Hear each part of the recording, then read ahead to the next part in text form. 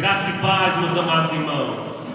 Nosso culto de doutrina nessa sexta-feira, e nós queremos fazer a nossa parte devocional introdutória com os irmãos.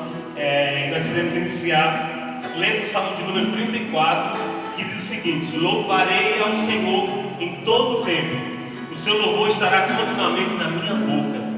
A minha alma se gloriará no Senhor, os mansos ouvirão e se alegrarão. Engrandecerei ao Senhor comigo e juntos exaltemos o seu santo nome. E assim que nós queremos convidar você para adorar conosco nessa noite. Só pra te adorar e fazer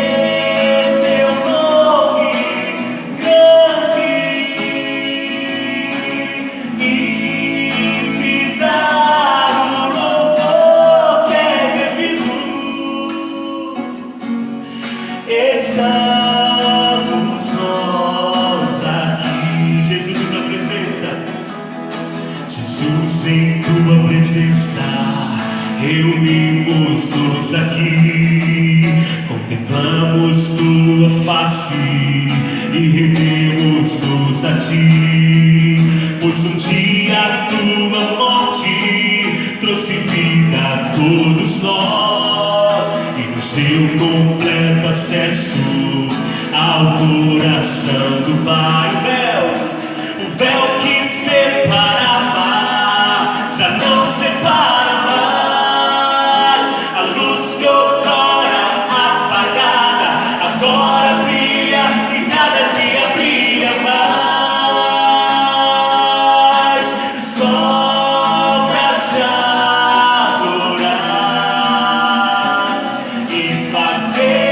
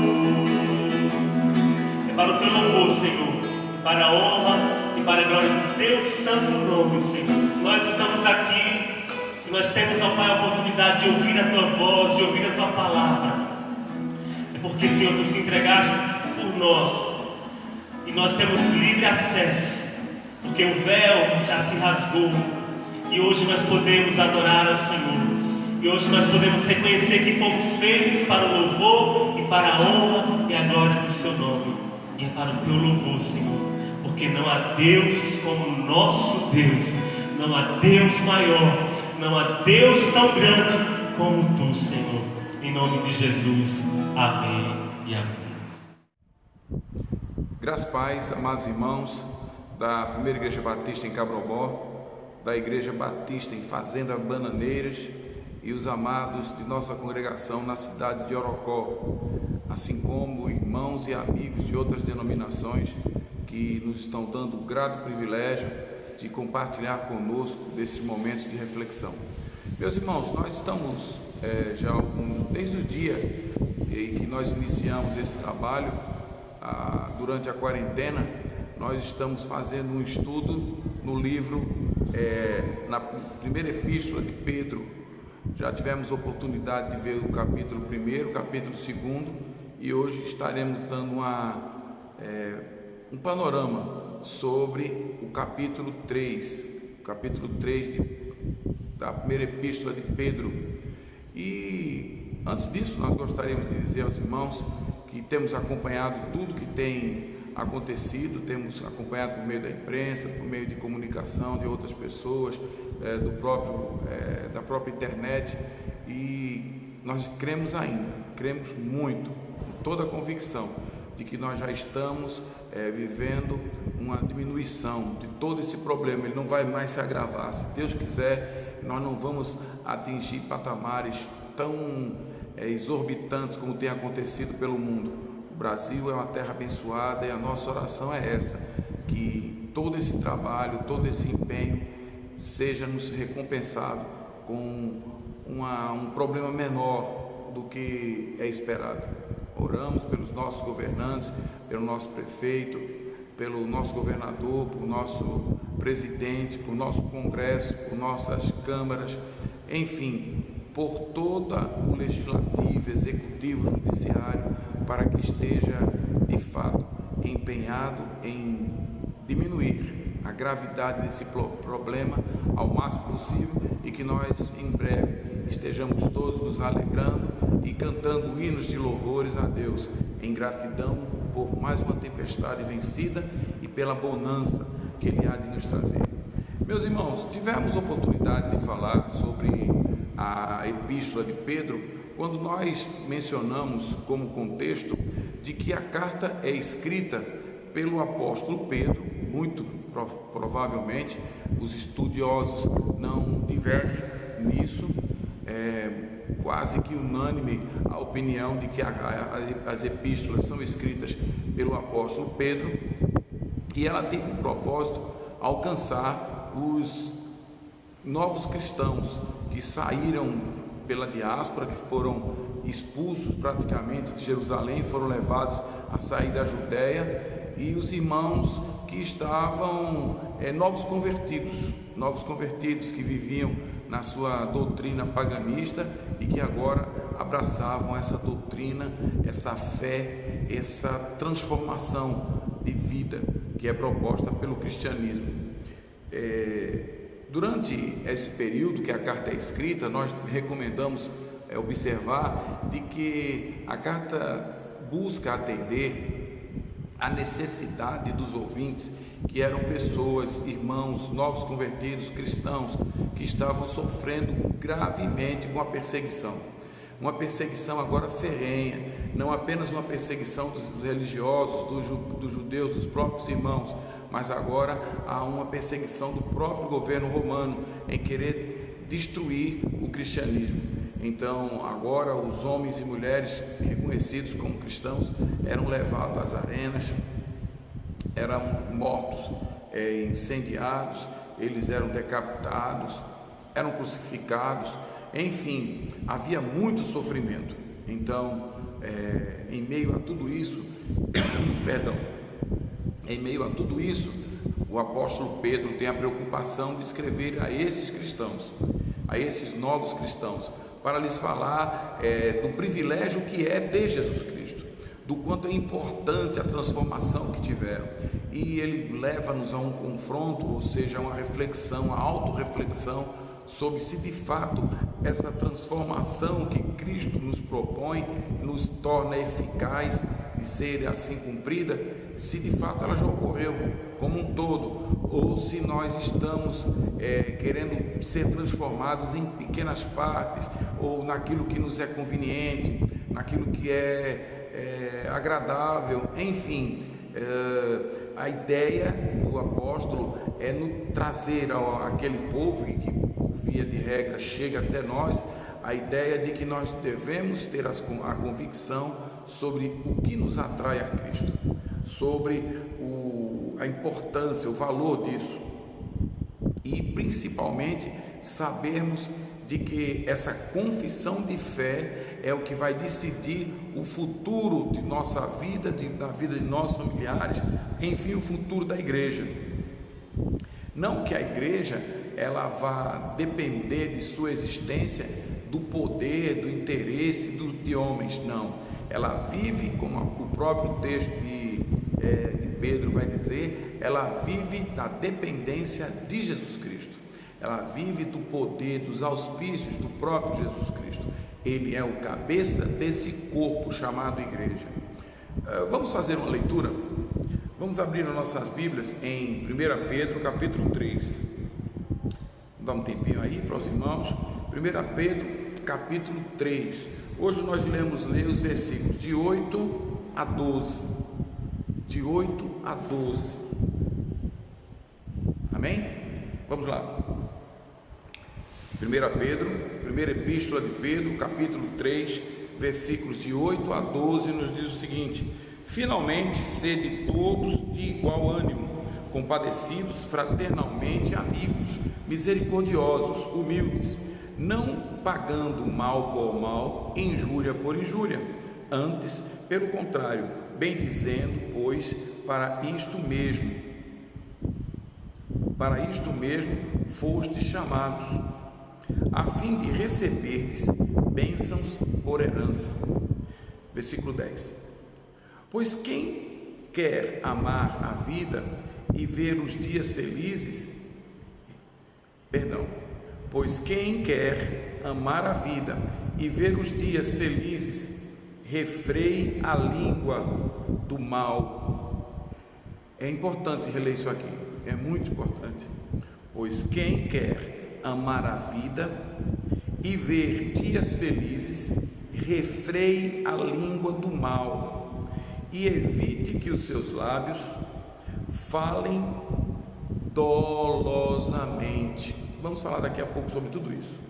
Versículo 11: aparta-se do mal, pratique o que é bom, busque a paz e empenhe-se por alcançá-la, porque os olhos do Senhor repousam sobre os justos e os seus ouvidos estão abertos às suas súplicas, mas o rosto do Senhor está contra aqueles que praticam males.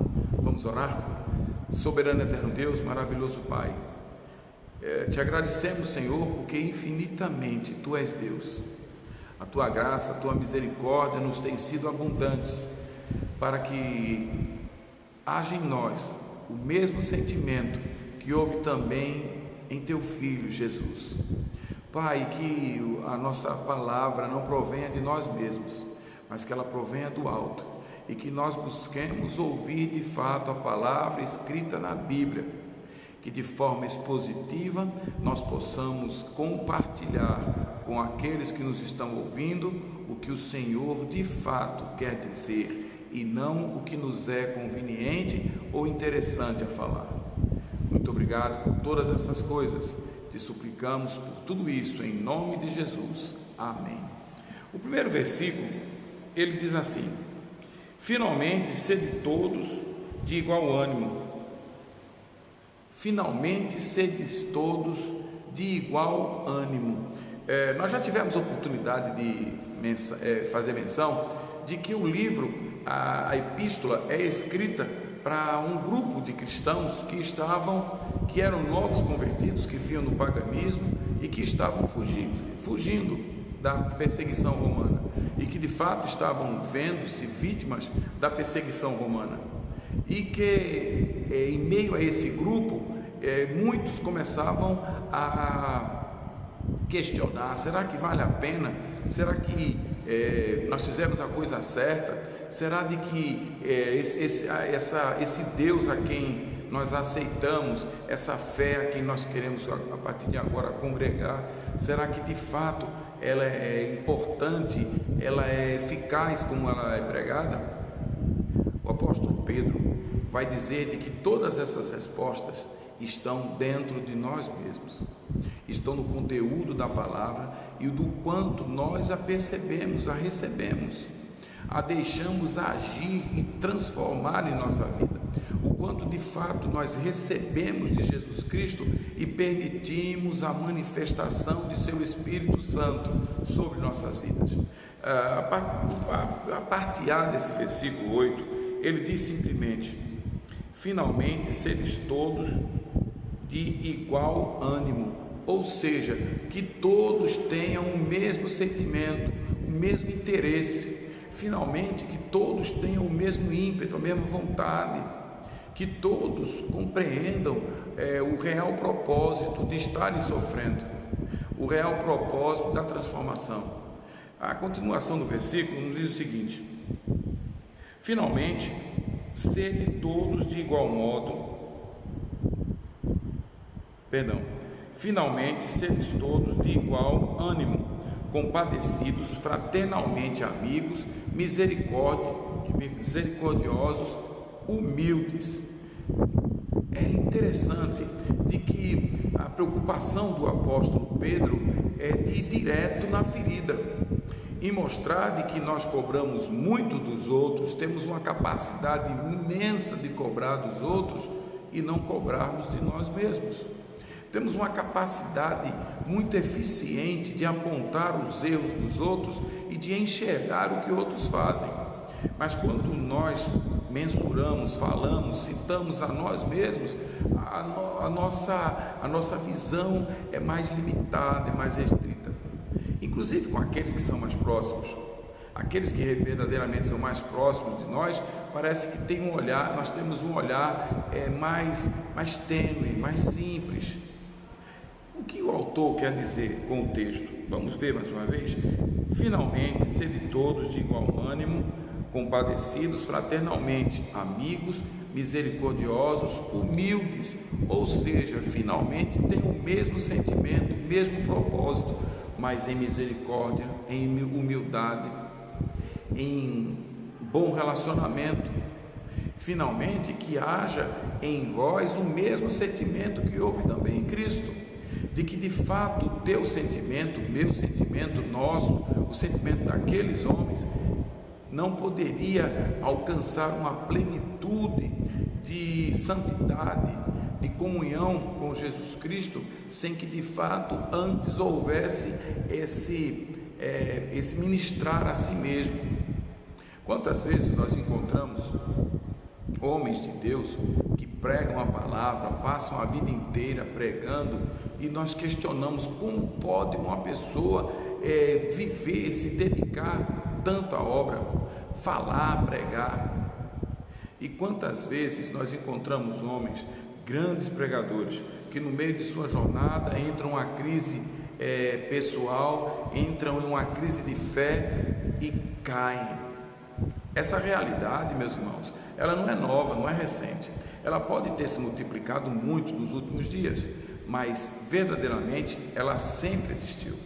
Homens e mulheres que ao longo das tribulações que sofriam pela defesa da sua fé, caíam, vacilavam. Então diz apenas o versículo: sejam compadecidos, fraternalmente amigos, misericordiosos, humildes. O versículo 9, ele agora vai ser mais direto.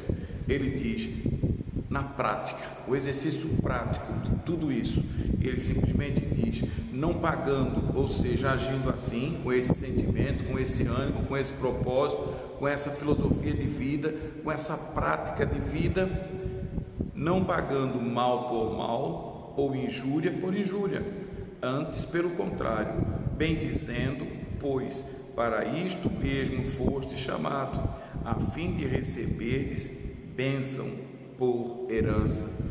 Meus irmãos, é muito difícil entendermos isso, muito difícil dizer de que Jesus Cristo, que o nosso chamado, a nossa convocação não foi para que fôssemos de todo aceitos, de que fôssemos andando pela rua e que todos nos abraçassem. Eu já falei diversas vezes de que um dos privilégios que recebiam os chamados fariseus na época de Jesus era de que quando eles andavam, as pessoas saíam da calçada, deixavam ele passar, faziam questão de tocar-lhe as mãos. Eles tinham uma admiração muito grande. Estar próximo a um sacerdote, a um fariseu, a um saduceu, era algo que regozijava o indivíduo. Irmãos, queiramos ou não, o sentimento de vingança, o sentimento de revide, ele surge na própria natureza humana. Eu gosto muito de chamar a atenção a isso quando nós falamos para casais. A criança, o bebê, ele tem essa capacidade, essa natureza de revidar. E se a mãe não tiver ímpeto, não tiver força para criar seu filho, o pai, a mãe, ele vai dar palmada, vai dar tapa no rosto da mãe, tomar as coisas, ficar chorando, fazendo birras. Por quê? Porque isso faz parte da natureza humana, essa natureza de querer se impor e querer vingar-se, faz parte da natureza humana. Eu gostaria de ler mais uma vez o versículo para que nós pudéssemos entender de todo a profundidade, a extensão deste versículo. Vamos ler ainda em 1 Pedro capítulo 3, versículo 8, estou aqui no local ventilado, onde nós encontramos o seguinte, vamos ler mais uma vez: não pagando mal por mal, ou injúria por injúria, antes pelo contrário, bendizendo, pois para isto mesmo foste chamado, a fim de receberdes bênção por herança. O que o texto quer nos dizer é que de fato nós somos convocados não para fazermos a nossa vontade, não para agirmos segundo as nossas paixões carnais, segundo o nosso ímpeto, a nossa ira. O próprio texto sagrado, ele nos diz: irai-vos e não pequeis. A ira é uma herança divina. Nós podemos e devemos nos irar contra o pecado, nos irar contra o que é mal, nos irar contra aquilo que é injusto, mas não devemos permitir que essa ira transceda ao propósito de Deus para a nossa vida. Sabemos de que essa natureza nossa humana de querer revidar, ela não é boa, não é salutar se não for controlada. A ira, ela faz parte do processo de zelo, de preservação, de preocupação, de autopreservação, mas quando ela se excede, ela viola o direito dos outros e passa a ser cruel. Quando nós lemos o texto sagrado e vemos o povo de Israel nos 40 anos do deserto, nós vemos que a lei era muito dura. Quando Moisés simplesmente diz olho por olho, dente por dente, era porque aquele que tivesse um dedo mutilado por alguém, certamente iria cortar a perna do outro. Aquele que teve, digamos, uma ovelha morta por alguém, iria querer matar 10 ovelhas, ou quem sabe 10 cabeças de gado. O revide era sempre infinitamente superior. O que é que Moisés, através da palavra, vai ministrar a essas pessoas? Olho por olho, dente por dente, ou seja, que a sua vingança, que a sua justiça seja proporcional àquilo que você sofreu. Então, um olho por um olho, um dente por um dente, uma ovelha por uma ovelha.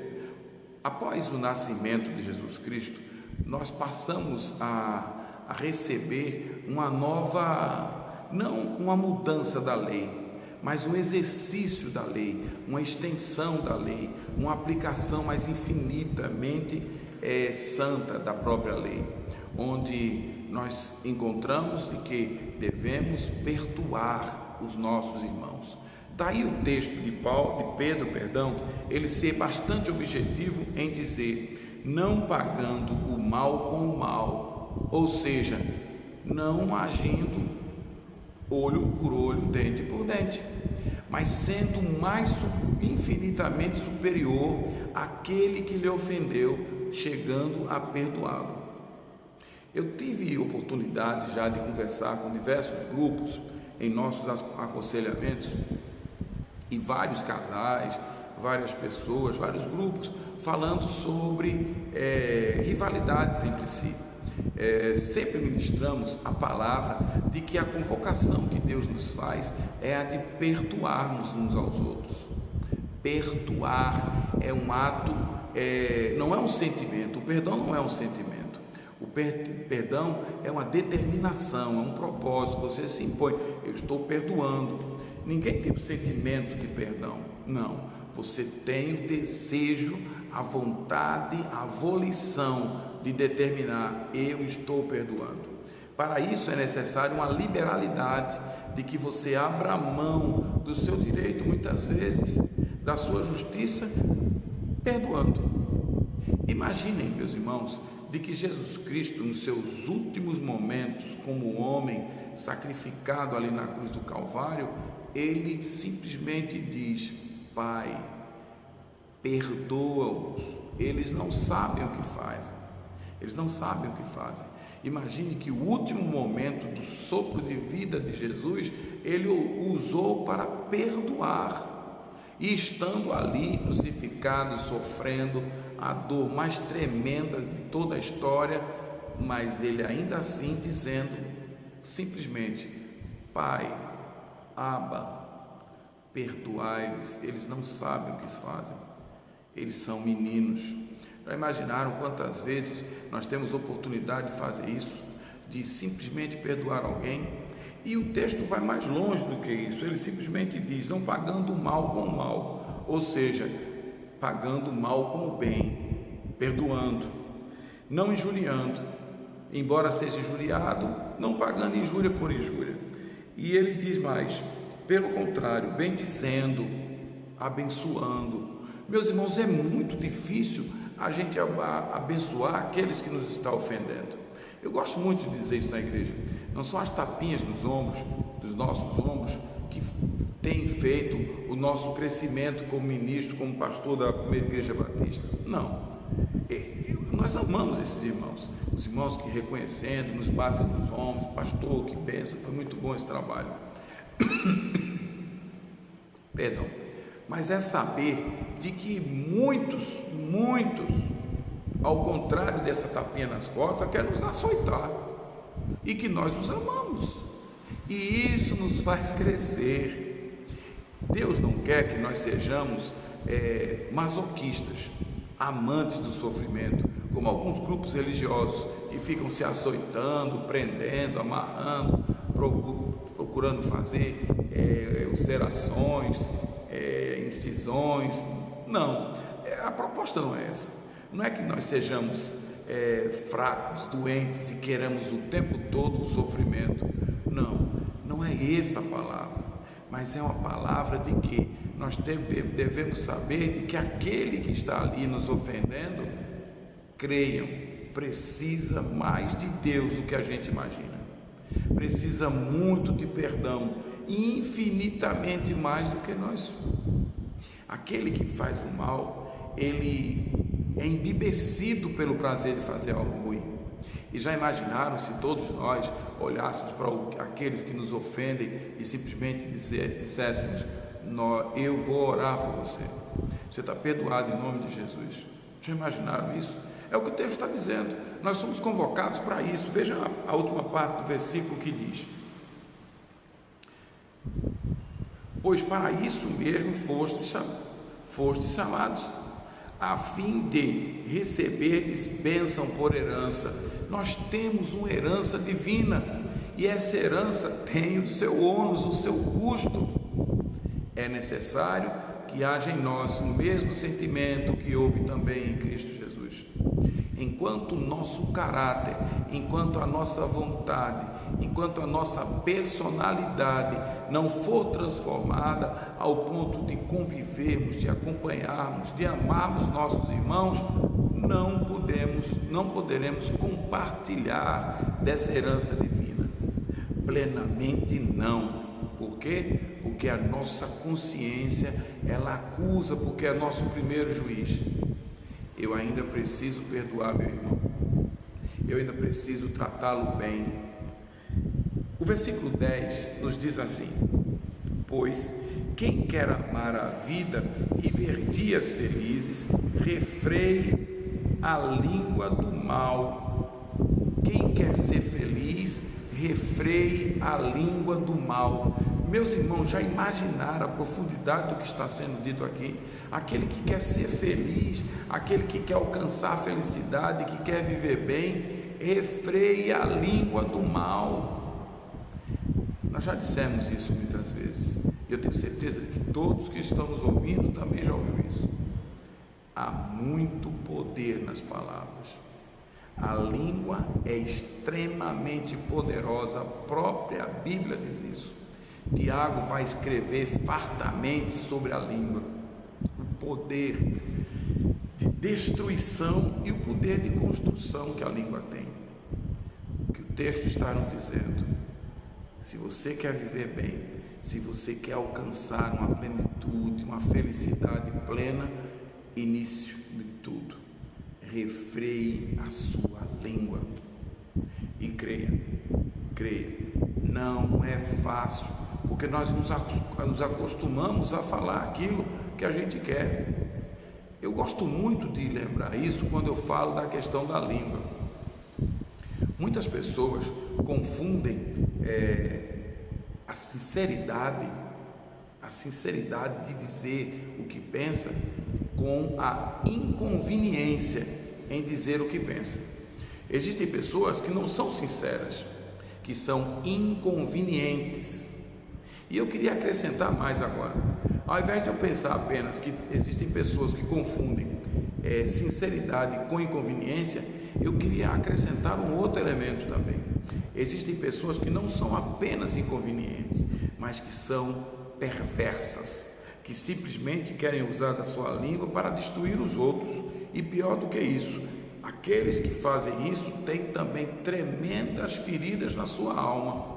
São pessoas que dá pena, são pessoas revoltadas consigo mesmo, insatisfeitas, como lemos em textos anteriores, invejosas, daí a viverem uma hipocrisia de perdão, uma farsa, e a língua na verdade é usada de maneira vil, torpe, dolosa, para prejudicar os outros.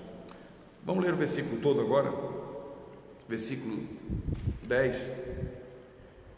Pois quem quer amar a vida e ver dias felizes, refreia a língua do mal e evite que os seus lábios falem dolosamente. Tivemos a oportunidade de falar quarta-feira sobre dolo e culpa, acredito eu, quarta-feira, não tenho bem certeza, falar sobre dolo e culpa.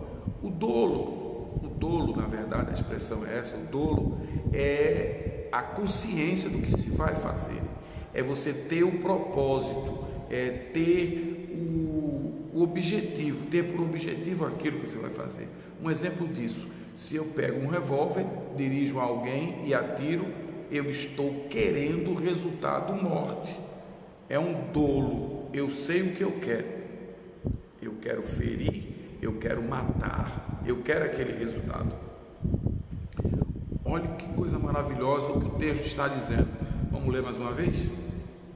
Evite que seus lábios falem dolosamente, ou seja, de que ele fale exatamente o que quer: maltratar, ferir, destruir vidas. O que o apóstolo nos está trazendo à compreensão é de que nós podemos falsamente, hipocritamente, tentarmos ocultar o real propósito daquilo que nós falamos, do propósito daquilo que nós queremos alcançar através de nossas palavras. Eu queria ler mais uma vez todo o versículo agora, para nós entendermos a extensão do que ele quer alcançar.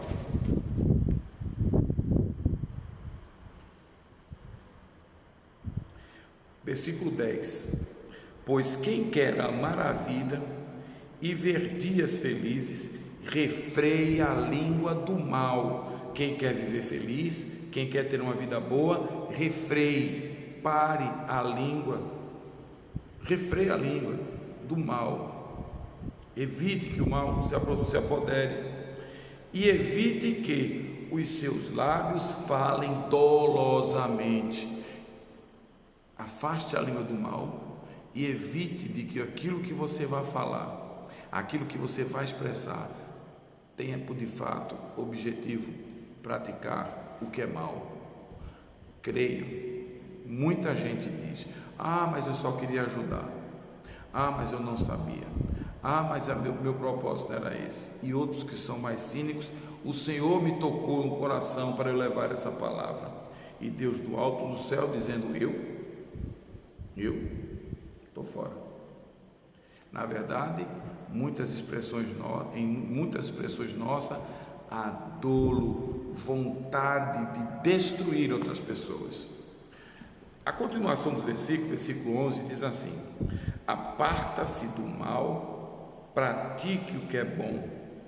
Veja de que são caminhos, decisões muito simples.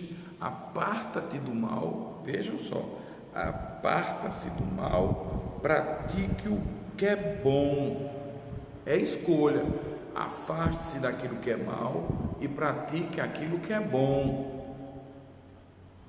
E diz ainda: busque a paz e empenhe-se por alcançá-la. Meus irmãos, veja de que a Bíblia o tempo todo nos está dizendo: a escolha é nossa. Aparta-te do mal e escolhe o que é bom. Isso não é uma imposição. O apóstolo não está dizendo que Deus vai impor isso, não. Deus simplesmente, na palavra do apóstolo está usando o apóstolo para nos dizer: a escolha é nossa. A escolha é nossa em aceitar o que é bom ou aceitar o que é mal, em nos propormos, nos praticarmos ações boas ou ações más. Aparta-te do mal, escolhe o que é bom. E agora ele simplesmente vai dizer no finalzinho do que é bom: busque a paz e empenhe-se por alcançá-la. Ou seja, a vontade é sua, o propósito é seu, a escolha é sua, é nossa, é nossa. E veja de que ele vem falando tudo isso após fazer menção ao poder e autoridade da língua. Versículo 12 diz o seguinte: porque os olhos do Senhor repousam sobre os justos. Os olhos do Senhor repousam sobre os justos, descansam, permanecem sobre os justos. O Senhor está vendo os justos. E os seus ouvidos estão abertos às suas súplicas. Que coisa maravilhosa! Deus simplesmente nos garantindo: meus olhos estão sobre os justos e os meus ouvidos atentos ao seu clamor, à sua súplica, às suas orações. Mas o rosto do Senhor está contra aqueles que praticam males. Mas o rosto do Senhor está virado contra aqueles que são ruins. O que nós aprendemos disso tudo, meus irmãos? O que nós podemos pôr em prática? Até quando nós vamos ouvir palavras como essa, tendo a certeza de que é sobre nós que a palavra está mencionando, é sobre nós, é em nós que a palavra quer encontrar espaço, e nós simplesmente dizemos: que palavra maravilhosa, que palavra abençoada, maravilhosa para fulano, maravilhosa para cicrano, e esquece de que ela é para mim.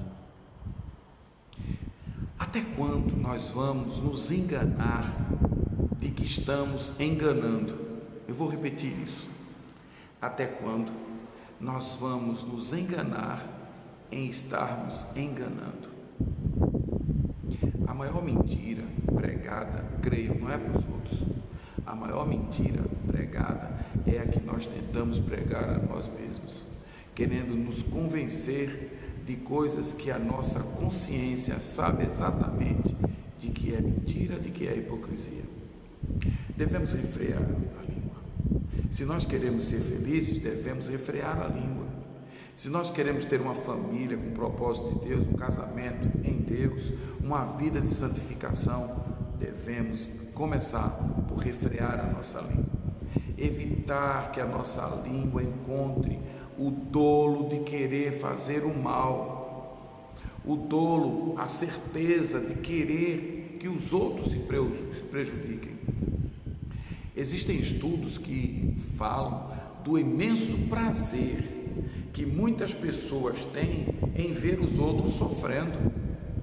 Creiam, é bem assim, em que gostam de ver os outros sofrendo, principalmente alguém que nós julgamos que é necessário porque fez algo contra a gente.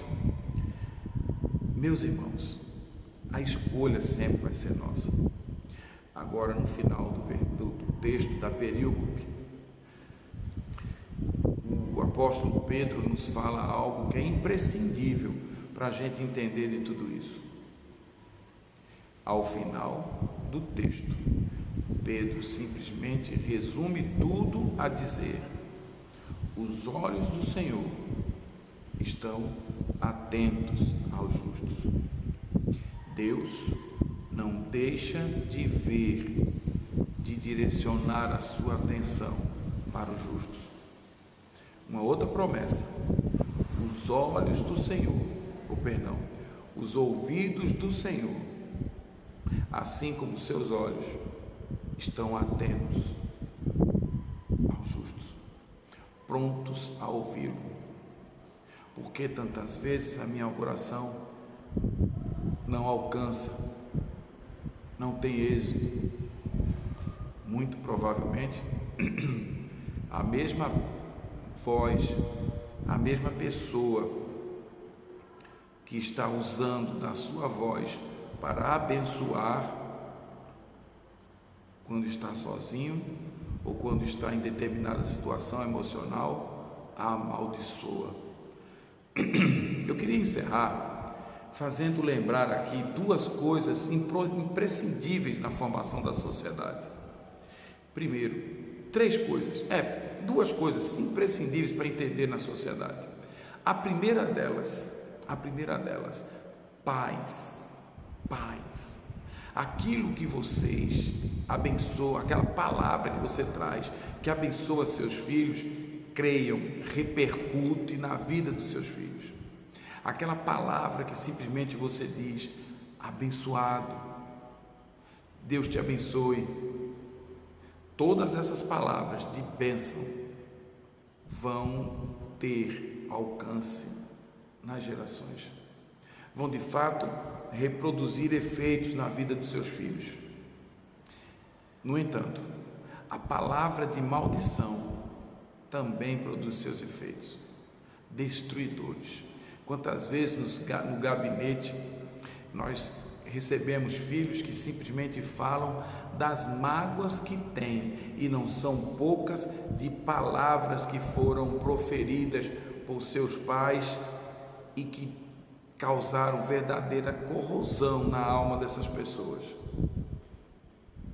Paz, a palavra de bênção repercute na vida do seu filho, na sua geração. O segundo ponto: esposo, esposa, preste bem atenção. A palavra que você amaldiçoa a sua esposa, a seu esposo, ela tem um efeito incrível. O casal diante de Deus é uma só carne. Aquele que amaldiçoa o seu cônjuge, amaldiçoa a si mesmo e a sua descendência. É difícil ouvir isso, mas a palavra do cônjuge que amaldiçoa o seu par, o seu esposo, a sua esposa, está ferindo a si mesmo, está amaldiçoando a si mesmo, logo amaldiçoando também a sua descendência. A escolha é sempre nossa. É necessário que nós reflitamos em textos como esse. Como eu posso culpar Deus de não ouvir minha oração? Como eu posso culpar Deus da minha ausência de fé, se o tempo todo Ele nos está dizendo: depende de vós, depende das suas escolhas, depende daquilo a que você está dispondo a fazer, abençoar ou amaldiçoar. Reflitamos sobre isso. Que Deus nos abençoe, em nome de Jesus. Vamos orar? Soberano e eterno Deus, maravilhoso Pai, louvado e agradecido seja o teu santo, divino e maravilhoso nome. Perdoa os nossos pecados, que tantos são.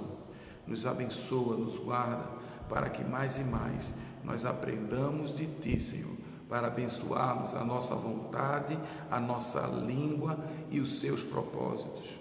Que toda palavra dita nossa seja Deus, que nela exista amor, compaixão, daqueles que são chamados não para serem homens comuns, mas para serem homens de Deus, partes do corpo chamado igreja, cujo cabeça é Jesus Cristo. Em nome de Jesus te suplicamos, Senhor, também por toda a humanidade, para que esse mal possa começar a ser debelado e que alcancemos a plenitude da Tua autoridade e alcancemos, ó Deus, as águas mansas e tranquilas de uma noite maravilhosa na Tua presença. Te oramos e te agradecemos por tudo isso, em nome de Jesus. Amém. Queremos aqui de forma especial também nos dirigirmos ao nosso irmão Nena, parabéns, que Deus te abençoe, estamos orando por você. Por favor, os outros que a gente não lembra, por favor, tenham paciência, o pastor não tem o juízo dele é muito bom, então que Deus abençoe Nena e os outros aniversariantes que a gente não citou. Deus te abençoe, em nome de